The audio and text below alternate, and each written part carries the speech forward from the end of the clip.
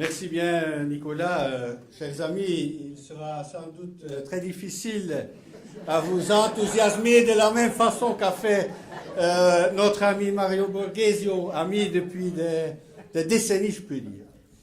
Nicolas, la situation sur Beyrouth, dans ton discours d'ouverture, m'a fait penser à une action politique que j'ai menée il y a longtemps, au début de ma carrière politique, une campagne qu'on a menée avec le Vlaams Blok Jongeren à l'époque, en 1988, sous le titre « Pas de Beyrouth chez nous ».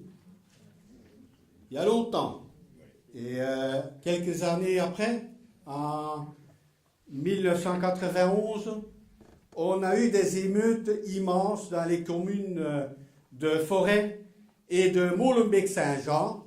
C'est Molenbeek-Saint-Jean, chers amis, parce qu'on dit Molenbeek souvent, comme le maire de Beaucaire l'a dit, on essaie d'oublier le Saint-Jean, et souvent on parle de Molenbeek. Ça, c'est le nom d'aujourd'hui qui circule beaucoup. On a eu des immenses émeutes en 1991. Puis en 1997, il y a eu des émeutes dans une autre commune de Bruxelles, à Anderlecht. Et je me souviens très bien mon discours au Parlement bruxellois à l'époque, justement au mois de novembre 1997, donc il fait justement 20 ans de cela.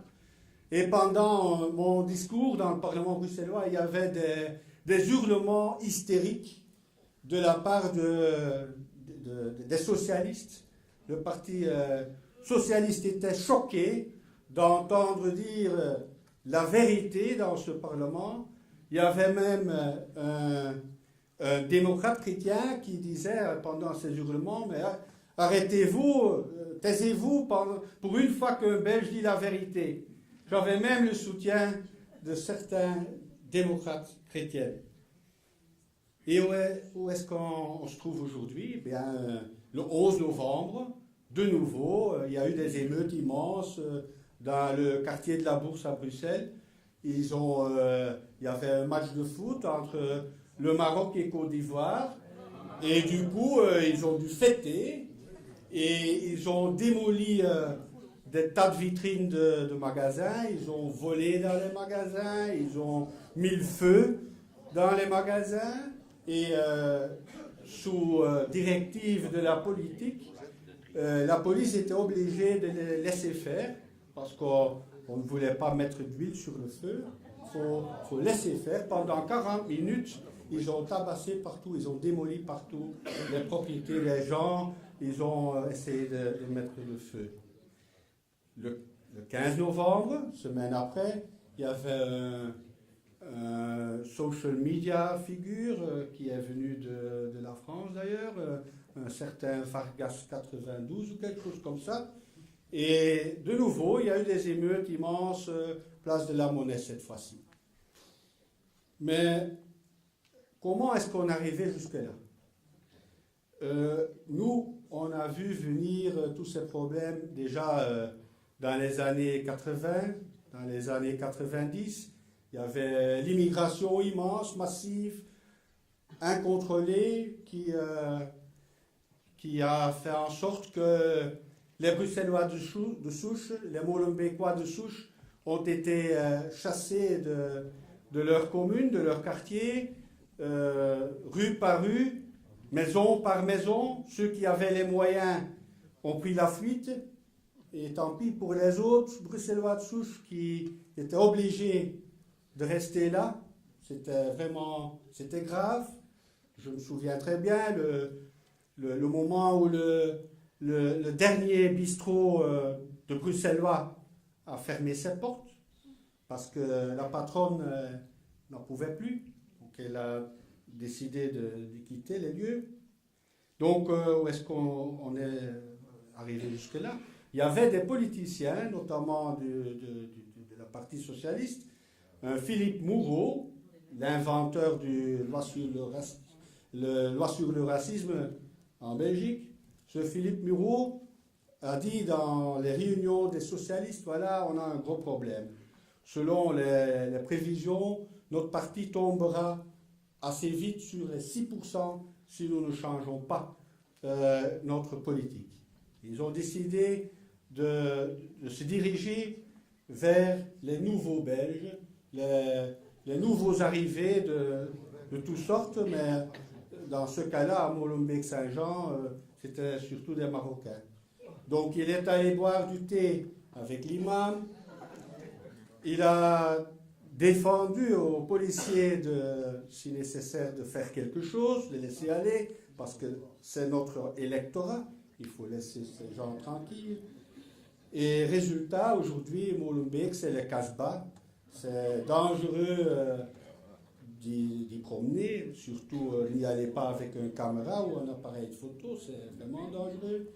Il est impossible à Molenbeek-Saint-Jean, dans le vieux quartier, dans le vieux Molenbeek, d'aller au restaurant manger un petit côte de porc ou de boire un verre de vin. Il est impossible, ça n'existe plus là-bas. Donc l'identité de Molenbeek-Saint-Jean, qui était une commune agréable et sympa, n'existe plus. Mais j'en suis sûr qu'en Europe, il y a des milliers de Philippe Moureaux.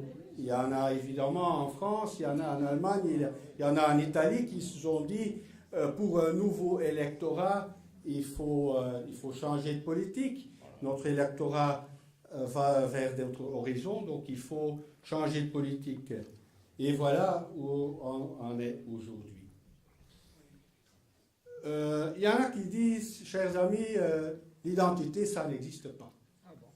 Mais ça a été prouvé que ça existe. Pour les Marocains, ça existe. Ils ont fêté leur identité, fêté l'identité marocaine lors de matchs de foot contre le Côte d'Ivoire il y a 2 semaines. Donc pour eux, ça existe. Quand il y a un match de foot où ce sont les Turcs qui jouent, on voit dans tout Bruxelles les drapeaux turcs. Donc pour eux, une identité, ça existe et ça peut exister. En plus, nos pouvoirs politiques subventionnent leurs identités culturelles, leurs manifestations qui sont à eux. Donc ça existe pour eux, ça doit être subventionné, ça doit être payé par le contribuable même, sauf notre culture. Notre culture à nous, ça c'est un tabou, là il ne faut pas en parler, là, et là on se trouve, chers amis, dans le marxisme culturel, le politique correct, qui dit voilà, tout ce qui est à nous, tout ce qui est à nos nations, à notre culture, là, on ne peut pas en parler. Mais, résultat, qui ne respecte pas lui-même, qui nie son identité, qui ne surveille pas ses frontières, qui ne respecte pas ses langues. Petite anecdote, un Syrien en Flandre qui traverse un feu rouge, il est arrêté par un policier, il devient devant le tribunal de police, il a été acquitté. C'est un Syrien qui a la nationalité belge, mais il a été acquitté parce qu'il n'y avait pas de traducteur dans les environs. Donc on peut facilement obtenir la nationalité belge sans parler aucun des langues de notre pays, mais contrairement, c'est un argument, quand on ne parle pas le néerlandais ni le français, c'est un argument pour être acquitté quand on a commis des délits. Donc, quand on a une mentalité comme ça, il ne faut pas être étonné que les autres vous méprisent, que les autres vous ne respectent pas. Ce qui est le cas aujourd'hui, ce qui est les nouveaux arrivés, ils crachent sur les Belges de souche. Ils les disent, sale flamand, sale belge, tout le temps. Je peux m'imaginer que c'est tout à fait la même chose ici en France et dans toute l'Europe. Vous nous avez occupé 130 ans. Donc on est vraiment dans ce qui a décrit l'écrivain Renaud Camus, on se trouve dans le grand remplacement. Le grand remplacement.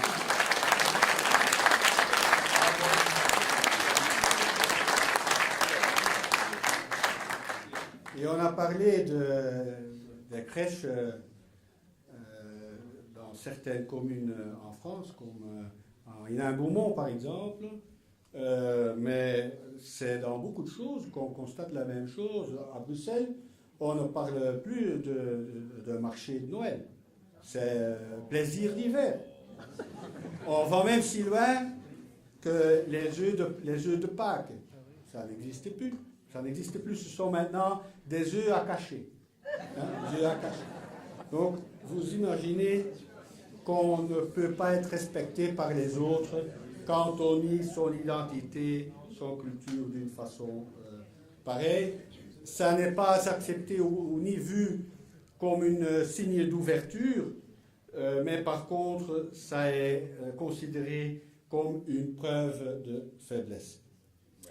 Et je veux en terminer, chers amis, chers patriotes, avec Stendhal, et je cite, « La vraie patrie est celle où l'on rencontre le plus de gens qui vous ressemblent. » Et c'est ça...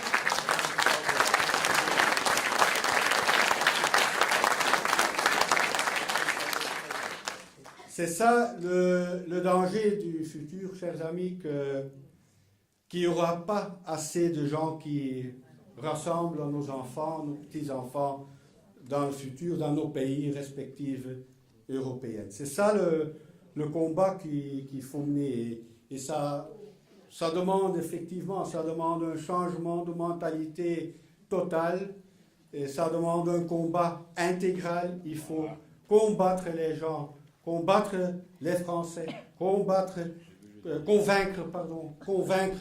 les compatriotes françaises, convaincre les Italiens, convaincre les Allemands, convaincre les Flamands, les Belges, que pour notre futur, il est si important qu'on mène un combat commun européen, pour l'identité européenne, pour une force européenne, pour une Europe européenne. Bravo!